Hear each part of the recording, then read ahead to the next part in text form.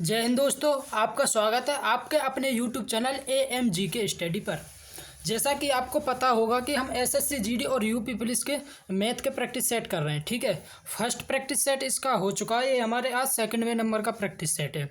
अगर आप हमारे यूट्यूब चैनल पर पहली बार आए हो तो हमारे यूट्यूब चैनल को सब्सक्राइब कर लो और बेल आइकन को प्रेस कर लो, जिससे कि आगामी वीडियो का नोटिफिकेशन आपके पास सबसे पहले पहुंच सके। दोस्तों, इस प्रैक्टिस सेट में जितने भी हमने क्वेश्चन लाए ना, सारे के सारे प्रीवियस ईयर है। ठीक है, UPSI में या यूपी पुलिस में आओ हो क्वेश्चन है, प्रत्येक क्वेश्चन। ठीक है, देखो आज का फर्स्ट क्वेश्चन देखो, ये कह रहा हो निम्न में से कौन सी अभाज्य संख्या नहीं है। मतलब अभाज्य संख्या ना तो भाज्य देखनी है हमें। अभाज्य मतलब प्राइम नंबर ना है। ठीक है, प्राइम नंबर मतलब अभाज्य संख्या ना है तो वो हमें कैसी देखनी है, भाज्य संख्या देखनी है। ठीक है, भाज्य संख्या वो संख्या हो जो दो से जिसके दो से ज़्यादा गुणनखंड हो। जैसे कि ऑप्शन लियो, ऑप्शन नंबर ए लियो। ऑप्शन नंबर ए देखो, ये 7 से डिवाइड है, 11 से डिवाइड है और 13 से डिवाइड है। ये तीन संख्या से डिवाइड है जाओ। ठीक है, 1001 है, हमेशा याद रखें। ये तो याद ही कर लियो।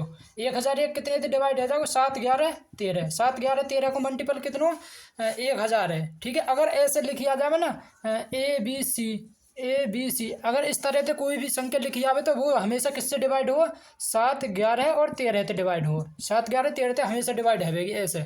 ठीक है, ऐसे अगर अंकन में लिखी आ जाए ना, जैसे 3 4 3, फिर 3 4 5 ले लियो, 3 4 5, फिर 3 4 5 ऐसे ले लियो। ये हमेशा 7 11 13 से डिवाइड हो जाएगी। तो ये 7 11 13 इसके 3 मल्टीपल आ गए, तीन गुणनखंड आ गए। 3 गुणनखंड आ गए तो ये कैसी संख्या, ये भाज्य संख्या। ये भाज्य संख्या, तो option A he right answer है। जाओ या में हमें यही तो पूछना है अभाज्य संख्या कौन सी ना, तो मतलब हमें भाज्य चेक करनी है। तो भाज्य संख्या यही आ गई, आगे चेक करने की जरूरत ही ना। ठीक है, नेक्स्ट क्वेश्चन देखो, ये कह रहा हो निम्न में से कौन सा विकल्प भाज्य संख्या नहीं है। मतलब कि भाज्य संख्या ना तो वो अभाज्य संख्या होनी चाहिए। ठीक है, भाज्य ना तो हमें अभाज्य चेक करना पड़ेगा। ये कह रहा हो भाज्य नहीं है तो हमें अभाज्य चेक करना पड़ेगा। अब देखो अभाज्य चेक कर ऐसे कैसे, अभाज्य चेक करने को देखो तरीका देखो कैसे करें। ये 4 ऑप्शन है। ठीक है, 4 ऑप्शन में तो बड़े वाले ऑप्शन ले लियो, कितने हो 833 है। बड़ा वाला ऑप्शन है 833। ठीक है, अब ये देखो ये किसके वर्ग के पास है, ये 30 के वर्ग के पास है। 30 को वर्ग कितना हो 900। तो ये 30 के वर्ग के पास है या ना, 30 के। ठीक है, 30 के वर्ग के पास है। तो 30 से जितनी भी छोटी प्राइम नंबर मतलब अभाज्य संख्या हो ना, सभी के सभी लिख लियो। तो 30 से छोटी अभाज्य संख्या 2 3 5 7 11 13 17 19 और 23 और 29। बस 30 से छोटी हमारी यही तो अभाज्य संख्या होंगी। ठीक है, अब देखो एक एक करके चेक करके देख लियो। अगर जो डिवाइड है चली जाएगी तो वो तो भाज्य, और जो डिवाइड ना है वो अभाज्य। ठीक है, अब देखो 2 से डिवाइड देकर देखो, या पहले ऑप्शन नंबर ये तो 2 से डिवाइड ना है वो, क्योंकि 2 से डिवाइड है के लिए इकाई को अंक या तो सम होना चाहिए या 0 आना चाहिए। ठीक है, तो ना तो ये 0 ना सम, तो ऑप्शन नंबर ए। तो ये तो कैसी संख्या, मतलब या तो ये चेक है वो, मतलब भागना है वे 3 से। देखो 3 से डिवाइड है जाओ, 3 से डिवाइड है के लिए ये इनको योग 3 से डिवाइड होना चाहिए अंकन को। तो 3 और 3 6 और 1 7, 7 3 से डिवाइड ना, तो ये 3 से डिवाइड ना है। 5 से देखो, 5 से डिवाइड होने के लिए ये लास्ट में या तो 0 होना चाहिए या 5 से डिवाइड होना चाहिए। ठीक है, तो ये ना तो ये 0 ना ये 5 से डिवाइड है रो। ठीक है, ना तो 0 ना 5, तो ये 5 से डिवाइड ना। ठीक है, अब देखो 7 से डिवाइड, देखो 7 से है क्या ना, तो 7 7 एकम 7 6 7 नहीं 63। तो ये 7 से डिवाइड है भाई, ये 7 से डिवाइड है, 7 से डिवाइड है। तो ये तो हमारी भाज्य संख्या आ गई। तो ये तो हमारा गलत है जाओ, क्योंकि हमें अभाज्य चेक करनी है। अब देखो यह ऑप्शन है, देख लियो, ये ऐसे ही करना पड़ेगा ये क्वेश्चन तो। ठीक है, अब देखो ये 2 से तो डिवाइड ना, 3 से भी डिवाइड ना, क्योंकि 3 और 3 6 4 10। 3 से भी डिवाइड ना, 5 से देखो 5 से भी ना है, क्योंकि 0 पीछे या तो 0 होना चाहिए या 5 होना चाहिए। 5 से भी ना, 7 से देखो 7 6 42 1 13। 7 से भी ना देखो 11 थे इनके अंकन ने देखो 4 और 3 7 में 3 गए तो 4। तो ये 11 से भी डिवाइड ना भाई, 11 से भी ना 13 से देखो 13 3 39 4 43। 13 से भी डिवाइड ना है वो 17 से देखो 17 दूनी 34 9 93 बिना कटे 17 थे। 19 से देखो 19 दूनी 38 53 आओ 53 ना कटे 19 से भी ना कटे। 23 से देखो 23 से कम 23 कितना बचो 20 223 भी ना घटे, 29 ते भी ना घटे, तो ये है वो हमारे अभाज्य संख्या। तो option number B right answer है जाएगा। अब देखो इन्हें चेक करके देख लियो, ये कहीं ना कहीं तो कट जाएंगे भाई, ये 2 ते ना घटे, 3 और 3 6 5 11, 3 ते भी ना घटेगा, 5 ते भी ना घटेगा, 7 ते भी ना घटे, 7 6 42, 7 7 49, 7 ते ना घटे, तो 11 ते भी ना घटे, 13 थे, 13 चौका 52, देखो 13 थे डिवाइड है जाओगे, 13 थे डिवाइड है जाओगे, तो ये तो हमारी कैसी संख्या आ गई, भाज्य संख्या आएगी, लेकिन हमें अभाज्य चेक करनी है, ऐसे ही ये भी कट जाएगा। तो option number B right answer है जाओ 443। ठीक है 443। नेक्स्ट क्वेश्चन देखो, ये कह रहा हो 23 मल्टीप्लाई 64 माइनस के 24 डिवाइड 100। ठीक है, यह को मान बताना हमें। सबसे पहले बोर्ड मास को, तो बोर्ड मास के हम सबसे पहले हम ब्रैकेट सॉल्व करें तो यह ब्रैकेट सॉल्व कर लियो। तो 23 मल्टीप्लाई 64 में थे 24 गए तो कितने बचे 40, और बटे में डिवाइड 100, 1 0 तो 1 0 कट गई। ठीक है, तो 23 दूनी कितने हुए 12 का 2 हासिल 8 और 1 9, 23 दूनी 92, और यहाँ पे 1 0 नीचे तो ऊपर जाके 1 पॉइंट लगा दी, 9.2 answer 9.2। Option number C right answer है जाओ, ऑप्शन नंबर सी। ठीक है, नेक्स्ट क्वेश्चन देखो, ये कह रहा हो एवलिन ने 3 किस्मों के समान संख्या में कंगन खरीदे, मतलब 3 किस्म, मतलब 3 प्रकार के कंगन खरीदे। कौन ने एवलिन ने, जिनकी कीमत प्रति नग, मतलब एक नग 30 रुपया को, और दूसरे किस्म की है जो वो है एक नग 35 को, और जो तीसरे प्रकार को वो एक नग 65 रुपये को। ठीक है, उन्होंने सभी कंगन के लिए कुल 1690 रुपये खर्च किए। तो प्रत्येक प्रकार के कितने कंगन खरीदे, तो वहाँ पूछे मतलब कितने प्रकार के कंगन खरीदे। तो देखो, तो इन्हें मान लियो एक्स, एक प्रकार को एक्स कंगन खरीदे, मतलब एक प्रकार के एक्स कंगन खरीदे, तो टोटल एक कंगन कितने रुपया को 30 को, तो 30 कंगन ये एक्स कंगन कितने के है 30 प्लस के एक्स। ऐसे ही 35 कंगन है तो 35 प्लस के एक्स, प्लस के 65 कंगन है तो 65 प्लस के एक्स, मतलब 65 गुणा एक्स बराबर टोटल खर्चा कितना होगा कि जेब 1690 रुपया के। ये टोटल कंगन कितने खरीदे 1690 के, इन्हें जोड़ दो कितना होगा 65 और 35 कितने है 70, 130 एक्स बराबर 1690। अब देखो 0 थे, ये 0 कट गो, ये 13 थे 13 बार कट जाओ, तो एक्स बराबर कितना हो 13 प्रकार के। ठीक है, option number B right answer है। नेक्स्ट क्वेश्चन देखो, 4.858585 डॉट डॉट करके ये संख्या दी हुई है। ठीक है, तो यह भैंस संकेत पद्धति क्या है, मतलब यार हल करो, हल कैसे करना हो। देखो 4 पॉइंट, अब देखो ये बार आ रहे हैं 8 5 8 5 8 5। ठीक है, तो 8 5 के ऊपर हम बार लगा देंगे। ठीक है, बार, अब देखो बार कैसे हटावे करें 4, अब देखो हटाएंगे कैसे, अब जितने पे बार है इतने नीचे 9 आ गए। ठीक है, जितने पे बार इतने नीचे 9। ठीक है, तो अब ये बार हट जाएगा वो, देखो यहाँ पहले तो ये आगे 485। ठीक है, 485। अब जितने पे बार ना हुआ माइनस कर दो, माइनस के 4/99, तो 485 में थे 4 गए तो कितने बचे 480/99 ना 481 बचे, 481/99। तो option number A right answer आ जाएगा। देखो जितने पे बार है ना, अब देखो 4.85 है, यहाँ पे 2 पे बार है, तो बार हटाने के लिए नीचे जितने पे बार इतने नीचे 9। ठीक है, अब फिर पूरी संख्या लिख दियो। अब जितनी संख्या दे रखी है 485 दे रखी है, अब कितने पे बार ना एक संख्या पे थी भाई, एक अंक पे ही तो बार ना है, कौन से 4 पे, जहाँ पे बार ना वहाँ घटा दियो, तो कितना होगा 485 माइनस 4/99। 485 में तो 4 गए तो कितने पे थे 481/99। Option number A right answer है। नेक्स्ट क्वेश्चन देखो, ये क्वेश्चन कह रहा हो कि 2 पाइप ए और बी एक टैंक को क्रम से 5 घंटे और 10 घंटे में भर सकते हैं। ठीक है, एक नल कितने में भर रहे हो 5 घंटे में। ठीक है, और दूसरा जो नल है वो कितने घंटे में भर रहे हो 10 घंटा में। ठीक है, 10 घंटे में भर सकते हैं। पाइप सी 20 घंटे में टैंक को खाली कर सकता है, और एक पाइप सी है। ठीक है, पाइप सी है जो 20 घंटा में भाई खाली कर रहे हो तो माइनस लगा लेंगे, कितने घंटा में 20 घंटा में, और ये भरने वाले हैं तो इन पर प्लस लगा लियो। ठीक है ना, तो ऐसे सवाल में सबसे पहले हम करेंगे इनको एलसीएम ले करें। एलसीएम कितना होगा इनको 20। अब देखो, अब यहाँ की एफिशिएंसी कितनी आ गई 5 में 20 में 5 को भाग दे दिया 4 और ये आ गई 2 और ये आ गई 1, क्योंकि 20 में 20 को भाग देंगे 1। ठीक है, तो नल 1 ने कितना भरो होगा 4 और नल बी ने 2 और नल सी ने 1 लीटर हमारा लिकार दो होगा। ठीक है, एक बार लिकार दोगे तो ये कह रहा हो यदि सभी पाइप एक ही समय पर खोल दिया जाए तो टैंक को भरने में कितना समय लगेगा।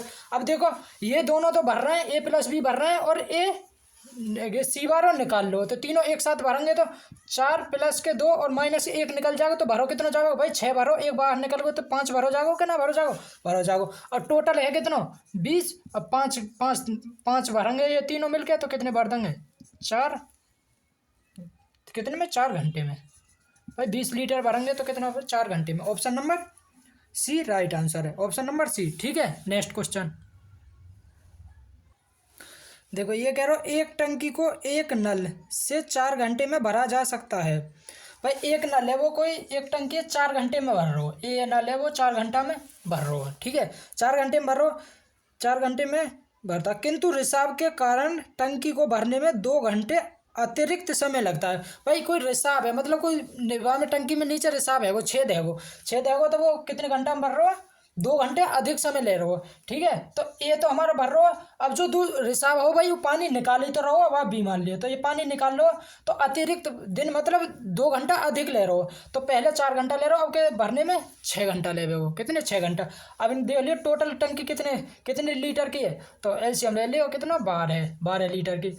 अब 4 घंटा में भरना हो 12 लीटर, तो 1 घंटा में कितने भरेगा 3, और ये दोनों 1 घंटा में कितना भरेंगे 2, क्योंकि 6 को भाग देते हैं। अब देखो यानी ए ने 3 लीटर भरो, ठीक है, और बी ने 1 लीटर बाहर निकाल दो, 1 लीटर बाहर निकाल दो तो जब भी तो 2 लीटर आया टंकी में। ठीक है, अब ये कह रहे हो कि रिसाव के कारण टंकी को पूरी तरह खाली करने में कितने घंटे लगेंगे। और रिसाव के कारण पूरी टंकी है कितने की 12 लीटर की, और रिसाव मतलब कितना निकाल रहे हो ये बी बारो 1 लीटर निकाल रहे हो, तो 12/1 बराबर 12 घंटे, तो कितने घंटे में खाली हो जाएगी 12 घंटे में। Option number D right answer है, ऑप्शन नंबर डी। ठीक है, नेक्स्ट क्वेश्चन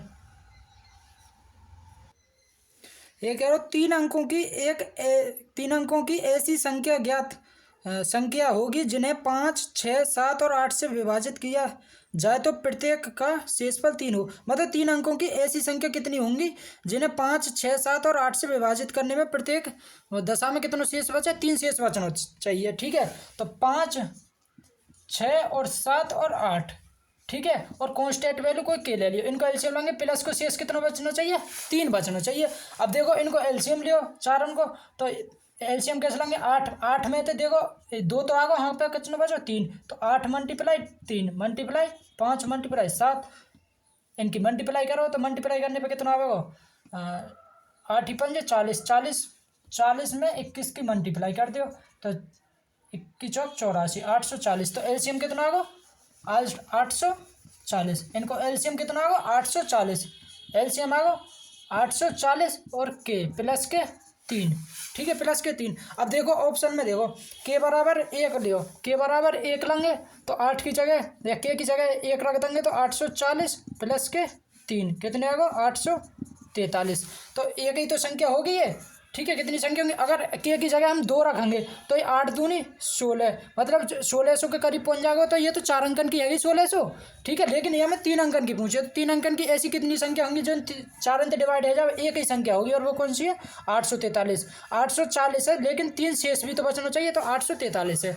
ठीक है, ऑप्शन नंबर 1 राइट आंसर है, मतलब ए बारो राइट आंसर, एक ही तो संख्या होगी। ठीक है, नेक्स्ट क्वेश्चन देखो ये कह रहा हो कि सबसे बड़ी संख्या ज्ञात करें जो 1800 से छोटी हो और 6, 12, 18, 6, 12 और 18 से विभाजित हो, मतलब 1800 तो छोटी होनी चाहिए, 1800 तो छोटी होनी चाहिए, और 6, 12 और 18 से डिवाइड होनी चाहिए। 6, 12 और 18 का एलसीएम कितना होगा 36, 36 से हम 9 और 4 में तोड़ लियो। ठीक है, तो वो संख्या 9 से भी डिवाइड होनी चाहिए और 4 से भी डिवाइड होनी चाहिए। ठीक है, 9 और 4 दोनों से डिवाइड होनी चाहिए, लेकिन 1800 तो छोटी होनी चाहिए। तो देखो 1800 तो छोटी होनी चाहिए, तो 1800 तो होगी ना, ऑप्शन नंबर ए तो कट गो हमारा, ऑप्शन ए कट गो। ठीक है, अब देखो 9 और 4 से डिवाइड होनी चाहिए, अब देखो 9 और 4 से देख लियो, अब देख लियो ये 9 से डिवाइड है, ये 4 से तो डिवाइड है क्योंकि लास्ट में 2 जीरो जाके जो संख्या पीछे मतलब जो 4 से डिवाइड है 2 अंक वो 4 से डिवाइड हो। ठीक है ना, लेकिन ये नौ से डिवाइड ना होनी चाहिए, क्योंकि नौ से डिवाइड होने के लिए इनके अंकन को योग 9 होना चाहिए। ये तो 6 तो ये 9 से डिवाइड होगी ना। अब इन्हें देखो, ये 4 से भी डिवाइड है, ये भी 4 से डिवाइड है। अब 9 से देखो 10 और 8 18, 18 ये भी 9 से डिवाइड है और ये भी 9 से डिवाइड है, दोनों 9 से डिवाइड है। लेकिन ये कह रहा हूँ 1800 से छोटी होनी चाहिए। तो इनमें ये तो सबसे मतलब ये तो ज़्यादा छोटी है, तो 1800 से छोटी तो यही है 1764। Option number B right answer है। ऑप्शन नंबर बी 1800 से छोटी होनी चाहिए। ठीक है, कौन सी है? 1764। Option number B right answer है। नेक्स्ट क्वेश्चन देखो, ये कह रहा हूँ 8% वर्ष के साधारण ब्याज पर 5 वर्ष हेतु 1800 रुपये का निवेश करने पर ब्याज प्राप्त होगा। ये कह रहा हूँ पाँच वर्ष में 8% की दर से 1800 रुपया पे कितना ब्याज मिला हो। ठीक है, साधारण ब्याज आप सभी को पता होगी कि साधारण ब्याज हर एक साल बराबर मिले। अगर पहले साल 5% है तो दूसरे साल भी 5% मिलेगा, तीसरे साल भी 5% मिलेगा। ठीक है, अगर पहले साल 2% है तो दूसरे वर्ष भी 2% है, तीसरे वर्ष भी 2%। मतलब कि साधारण ब्याज हर एक साल बराबर चले, मतलब परसेंटेज प्रतिशत जो रेट है उसको मतलब बराबर रही है। ठीक है, रेट बराबर रही है। ठीक है, ऐसे ही देखो, अब ये कह रहा हूँ 8% प्रति वर्ष है। ठीक है, एक साल में 8% मिल लो, एक साल में 8% ब्याज मिल रही है, लेकिन कितने साल के में 5, तो 8 पंजे 40% ब्याज मिली होगी।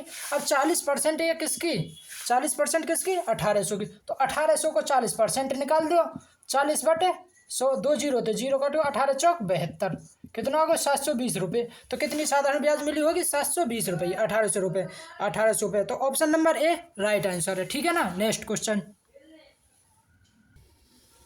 ये करो, 30 श्रमिक 20 दिनों में एक कार्य को खत्म कर सकते हैं।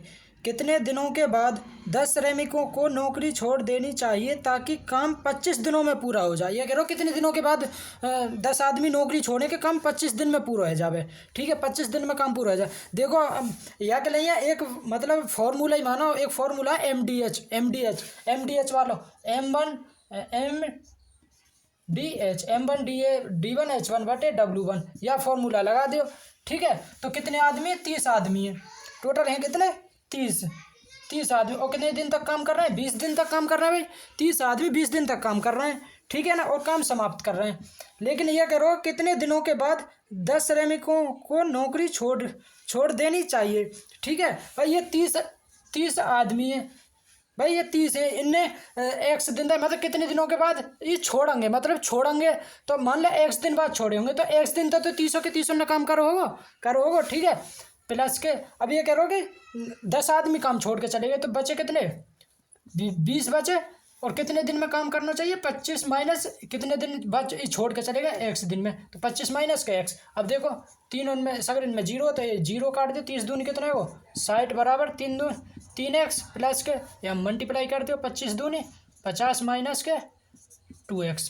ठीक है, 25 दूनी 50 माइनस के 2x। ठीक है ना। अब देखो 3x में तो 2x घटाएंगे तो 1x बचेगा, और ये 50 है इधर को ले आओ तो ये आएगा 60 माइनस के 50 बराबर x। तो x बराबर कितना आ गया? 10। 60 में 50 करेंगे 10। तो कितने दिन बाद काम छोड़ो होगा? 10 दिन बाद।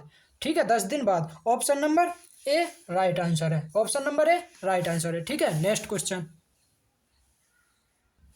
देखो, ये कह रहा हूँ 5 कैमरे बेचने पर सचिन को 2 कैमरों की लागत मूल्य का लाभ होता है। मतलब 5 कैमरे बेचने पर दो कैमरों की लागत मूल्य के बराबर लाभ है तो उसके लाभ का प्रतिशत ज्ञात कीजिए। भाई लाभ हमें कब हुआ? भाई लाभ या हानि हमें कब हुआ? जब हमने बेचने वाले मूल्य में थे खरीदने वाले मूल्य घटा दे, तभी तो हमारा लाभ लेकर के आवे। ठीक है भाई, बेचने वाले मूल्य में थे खरीदने वाले मूल्य घटा दियो, तभी तो हमारा लाभ या हानि निकल के आवेगी। ठीक है ना, तभी तो आवे। अब तो देखो, अब ये कह रहा हूँ 5 कैमरे बेचने पर, भाई 5 कैमरे मतलब 5 SP बेचे वाने। ठीक है, तो दो कैमरों की लागत मूल्य के बराबर लाभ। भाई 5 कैमरे बेचे होंगे तो 5 वाने खरीदे भी तो होंगे।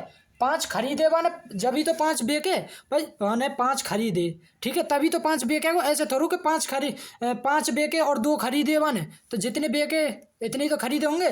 और ये कितने के बराबर लाभ है भाई? बेचने वाले मूल्य में तो खरीदने वाले मूल्य घटा दे, वही लाभ है कितने के बराबर? 2CP, मतलब कि 2 कैमरों के लागत मूल्य के बराबर। लागत मूल्य मतलब क्रय मूल्य। ठीक है, अब देखो सॉल्व कर दो। 5CP 5 मतलब कि 5CP। अब देखो या इधर ले जाओ एस, मतलब सी पी एक साइड ले जाओ, तो 2 CP माइनस के 5 CP, ये माइनस को तो इधर जाके प्लस को आ जाओ, ये है वो 5 SP बराबर के 7 CP। अब देखो CP को मान तो 5 है और SP को मान कितना है 7, क्योंकि जो इनकी दूसरी साइड हो ना वो एक दूसरे के मान हुए, तो CP को मान कितना है वो 5 और SP को मान 7। अब देखो CP कितना है, CP है 5 और SP है 7। अब देखो 5 की खरीदी और 2 रुपया की, वो 5 रुपया का तो खरीदो वो कैमरा, और 7 को बेच दो, कितने को लाभ हो 2 को, और लाभ हमेशा कितने पे है, लाभ या हानि CP पे। तो CP कितना 5% के लिए 100, 5 थे क्या बार कट गए 20 बार, तो 20 दूनी 40, तो कितने परसेंट को लाभ होगा 40% को। ठीक है 40%, option number A right answer है। ठीक है नेक्स्ट क्वेश्चन, ये कह रहा हूँ एक दुकानदार 300 रुपये में कुछ सामान खरीदता है, मतलब 300 रुपया में कुछ सामान खरीद रहे हो। ठीक है, अगर ऊपरी व्यय उसके लागत मूल्य का 20% है, मतलब ऊपरी व्यय का मतलब 300 रुपया का दुकान खरीदो और 20% बने वैसे, मतलब अब खर्च कर दो वह सामान पे, मतलब कार खरीदी होगी तो डेंटिंग पेंटिंग में खर्च कर दे। ठीक है 20%। ठीक है, तो बाकी जेब तक कितने खर्च आए भाई, टोटल 300 रुपया में खरीदो और 20% यहाँ पे खर्च कर दे, तो 300 का 20% निकाल लो, 300 को 20% कितना हो 60, तो 360 रुपया, तो ये CP आ गो। ठीक है CP कितना हो 360 रुपया, 360 रुपये तो खर्च आएगा जेब पे, तो उसे 30% का लाभ कमाने के लिए किस कीमत पर बेचना चाहिए। अब देखो 30% को लाभ कमाना हो तो 360 को 30% निकाल दो, 360 का 30%। ठीक है, तो 6×18 का 8 हासिल लगे 9 और 1 10, तो 108 रुपया अधिक में बेचना पड़ेगा, तो 360 में 108 जोड़ दो, कितना होगा 8 6 468 रुपया में, कितने में बेचना होगा 468 रुपया में। Option number C right answer, option number C. ठीक है नेक्स्ट क्वेश्चन, ये कह रहा हूँ 45 मीटर पर प्रति सेकंड कितने किलोमीटर प्रति घंटा के बराबर होता है। ठीक है 45 किलोमीटर प्रति सेकंड है, किलोमीटर प्रति घंटा में चेंज कर दो भाई, 45 है, अगर मीटर प्रति सेकंड और किलोमीटर प्रति घंटा में चेंज करने के लिए 18/5 से मल्टीप्लाई कर दे करें, 5 से कई बार कटो 9 बार, 5 से कई बार 9 बार, तो 18 में 9 की मल्टीप्लाई करेंगे तो कितना आएगा 18 में 9 162 किलोमीटर प्रति घंटा। Option number B right answer है। ठीक है, अगर किलोमीटर प्रति घंटा में होती तो वहाँ से क्या 5/18 की मल्टीप्लाई करें। देखो जैसे कि कोई भी संख्या मान लो x है, ये मीटर प्रति सेकंड में दे रखी है, ये किलोमीटर प्रति घंटा में बनानी है। ठीक है, किलोमीटर प्रति घंटा में बनाने के लिए अब देखो मीटर से किलोमीटर में जा रहे हैं, बड़े में जा रहे हैं, तो बड़ी के ऊपर बड़ो आएगा 18/5। ठीक है, अगर x किलोमीटर प्रति घंटा है, अगर यह मीटर प्रति सेकंड में बनाएंगे तो x मल्टीप्लाई, अब देखो किलोमीटर थे मीटर में जा रहे हैं, मतलब छोटे में जा रहे हैं, तो ऊपर आपका 5 आ रहा है, 5/18। ठीक है, अब देखो नेक्स्ट क्वेश्चन, देखो ये कह रहा हो एक सुबह वैदेही अपने घर से विद्यालय मतलब कार्यालय साइकिल पर 15 किलोमीटर प्रति घंटा की गति से गई।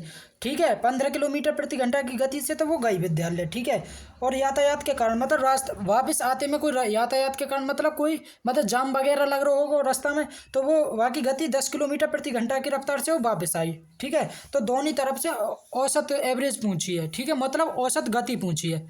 ठीक है, एवरेज स्पीड पूछी है यानी।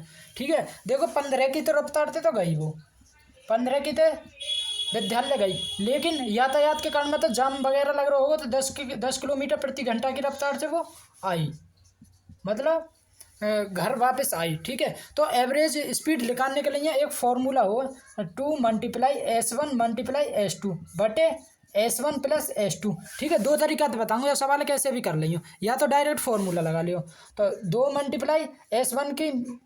S1 मतलब 15 और S2 है हमारा 10 बटे 15 और 10 कितना है 25। ठीक है 25। अब देखो 5 थे क्या बार कट गए, 5 थे 3 बार, 5 थे 15 और 5 थे 5 बार, अब 5 थे 2 बार, मल्टीप्लाई कर दियो, 3 दूनी 6, 6 दूनी 12, 12 किलोमीटर प्रति घंटा। तो एवरेज स्पीड कितनी आ गई हमारी 12 किलोमीटर प्रति घंटा। अगर ऐसे ना करें तो देखो ऐसा कर लियो, टाइम एंड वर्क के तरीका कर लियो। देखो 15 की थे वो गई, ठीक है, 10 की थे वापस आई, तो टोटल डिस्टेंस वन कितनी करी होगी, एलसीएम ले लियो कितना 30, ठीक है। तो कितने घंटा में तय करी होगी, अब 15 की रफ्तार थे 30 किलोमीटर 2 घंटा में, 10 की रफ्तार थे 30 किलोमीटर कितने 3 घंटा में, कितने घंटा में 3 घंटा। अब वो 30 किलोमीटर तो गई और 30 किलोमीटर ही वापस आई, तो टोटल डिस्टेंस कितने चली गई, टोटल डिस्टेंस 60 किलोमीटर, क्योंकि एवरेज स्पीड हमारी कितनी हुई है, मतलब तो एवरेज स्पीड हो हमारी, मतलब टोटल डिस्टेंस बटे टोटल टाइम, टोटल डिस्टेंस बटे टोटल टाइम। अब टोटल डिस्टेंस कितनी थे, मतलब कितनी दूरी तय करी मैंने, टोटल 30 किलोमीटर गई और 30 किलोमीटर वापस आई, तो कितनी 60 किलोमीटर, ठीक है। और समय अब देखो 30 किलोमीटर जाने में तो 5 घंटा लगे और 30 किलोमीटर आने में 3 घंटा, टोटल समय कितना लगा 5 घंटा, ठीक है। 5 से भाग देंगे तो कितना आएगा 12 किलोमीटर प्रति घंटा, ठीक है। एवरेज स्पीड कितना है 12 किलोमीटर प्रति घंटा। ऐसा कर लियो या ऐसा कर लियो, ऐसा करने के लिए डायरेक्ट फॉर्मूला याद रखना एवरेज स्पीड का, ठीक है। नेक्स्ट क्वेश्चन देखो, ये कह रहा हो कि जहां ब्याज सालाना रुपए से संयोजित किया जाता है 10% प्रति वर्ष चक्रवृद्धि ब्याज दर पर दिया गए रुपये की कितनी राशि 2 वर्ष में 1331 रुपये हो जाएगी। कितनी राशि भाई 2 वर्ष में 1331 रुपये हो जाएगी मतलब कि वो मिश्र धन है हमारा। 1331 कितने दे रखा मिश्र धन, 10% किधर दे, देखो 10% बराबर कितना हो रही है 1/10, पहले वर्ष 10 से 11, 10 से 11। अब 2 वर्ष बोलिए, राशि 10 से 11 है, 2 वर्ष के लिए वर्क कर देंगे, 3 वर्ष होती तो क्यूब कर देते, कितने आ गए 100 तो कितनी हैगी 121 हैगी, 100 तो कितनी हैगी 121, लेकिन ये कह रहा है 121 नहीं रही 1331 है रही है, कितने गुना या 11 गुना, तो वो राशि भी कितनी है जाएगी 11 गुना, कितना होगा 1100 रुपये, तो वो राशि कितनी होगी 1100 रुपये। Option number A right answer है, ऑप्शन नंबर ए, ठीक है। नेक्स्ट क्वेश्चन देखो, ये कह रहा हो कि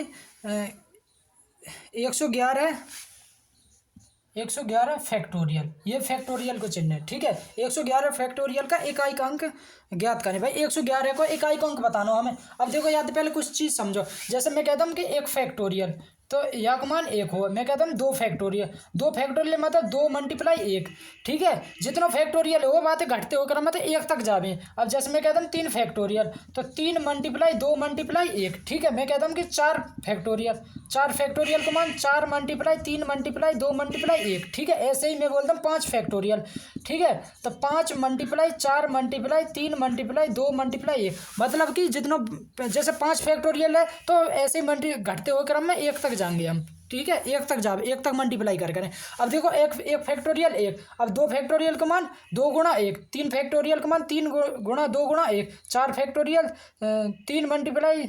4 × 3 × 2 × 1, ठीक है। अब देखो 5 फैक्टोरियल, अब आप सभी को पता होगा कि 5 के संग अगर सम संख्या आ जा तो वहाँ पे का 0 बने करे, वहाँ पे 0 बने। अब देखो 5 के संग 4 आगो 5 और 20 तो 0, अगर यहाँ को इकाई को अंक पूछ ले तो 0। मैं कहता हूँ कि 6 फैक्टोरियल को इकाई को अंक 0 है, क्यों है वो, क्योंकि 6 × 5 के संग सम आगो, ठीक है। आगे 4 भी है जाएंगे तो पहले ही सम आगो तो 0 इकाई को अंक 0 है जाएगा। ऐसे ही मैं तुमसे कहता हूँ कि